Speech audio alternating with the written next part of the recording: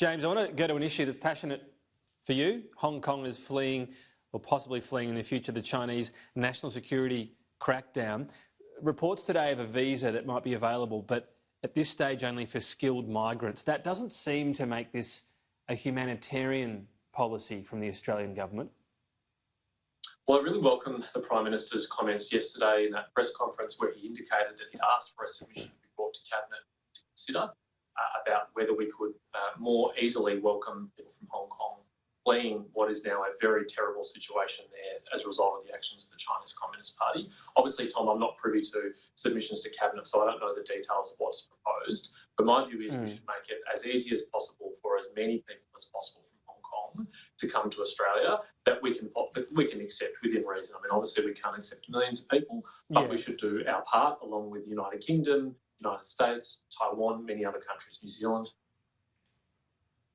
But could it be something more along the line of the one-off allotment, so not unlimited, but the allotment granted to Syrians, way back when to the Vietnamese people as well, that isn't just relying on skilled migrants, that has a humanitarian aspect as well? Would you like to see that pursued?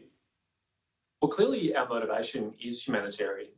We're not just, we may also have some economic dividends from it because I think the people of Hong Kong are highly skilled, highly entrepreneurial, wonderful potential migrants to Australia. But clearly our motivation is humanitarian. It's in response to what's happened with the change of policy that now threatens their freedoms. And as you say, there's a lot of good precedent throughout history, whether it's Bob Hawke post Tiananmen Square, whether it is Vietnamese refugees after the fall of Saigon, whether it is the Syrian intake more recently. There is certainly a lot of precedent, and Australia is a very generous country in welcoming people fleeing from persecution, and I expect that we will be again in this scenario.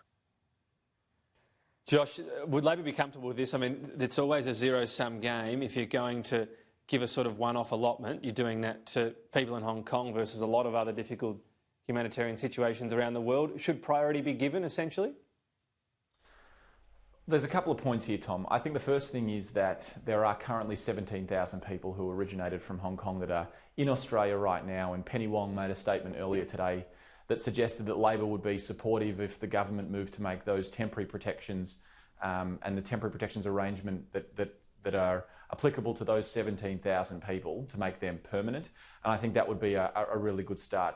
Clearly, the developments in the last week or so are very concerning for the people of Hong Kong, and there are a lot of young people especially who are concerned about their future. I think that whatever path the government goes down when it comes to protecting the people of Hong Kong and offering protections for the people of Hong Kong, it'll probably need to be done in a way that maybe doesn't have all of the public sort of posturing and just done quietly in the background to make sure that people in Hong Kong get a quiet passage in Australia. I think it'll probably need to be done in those sorts of lines and those sorts of terms to manage the difficult and complex relationship that Australia has with China. Well, when you say public posturing, I mean, yesterday the Prime Minister was asked about this. Clearly, journalists have followed up and extracted sort of an indication where they're going to go. It can't be anonymous. I mean, it needs to be announced. Isn't that fair enough? The government, if it's going to take action here, is clearly saying that this law, which would also mean Chinese Australians that participated in a protest in Australia and then just visited Hong Kong, could be arrested and jailed.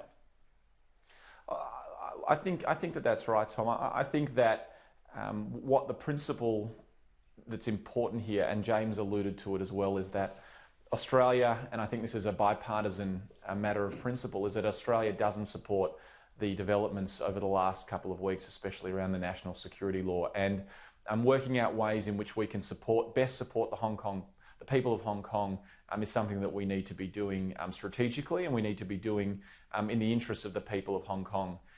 Clearly, China has exercised aggression in a number of fronts, and we need to be managing that as best as possible.